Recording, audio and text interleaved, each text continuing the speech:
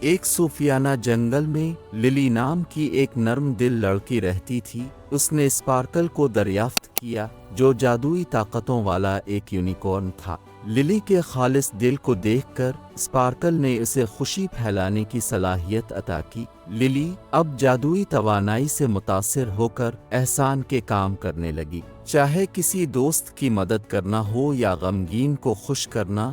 للی کے کاموں نے ایک بار خاموش رہنے والے جنگل کو خوشی کی ایک متحرک پناہ گاہ میں تبدیل کر دیا۔ پھر بھی للی کو احساس ہوا کہ حقیقی جادو اس کے ارادوں میں ہے۔ اس کی مہربانی جتنی زیادہ حقیقی تھی، جادو اتنا ہی مضبوط ہوتا گیا۔ چمک نمودار ہوئی، اس بات کی تصدیق کرتے ہوئے کہ ایک یونیکارن کی طاقت ہمدرد دل سے پیدا ہوئی ہے۔ سبق واضح تھا، حقیقی جادو اندر سے آتا ہے۔ للی نے اپنا سفر جاری رکھا، اپنے دل کی گرمجوشی سے زندگیوں کو روشن کرتے ہوئے، ایک یونیکارن کی طرف سے عطا کردہ جادوئی تحفے سے خوشی اور مہربانی پھیلاتی رہی۔ کہانی کا اخلاقی سبق یہ ہے، جادو کی حقیقی طاقت ہمارے دلوں کی مہربانی میں ہے۔ ایک یونیکارن کی طرح جب حقیقی ہمدردی اور خوشی پھیلانے کی خواہش سے کام لیا جائے تو ہمارے اعمال واقعی جادوئی بن جاتے ہیں۔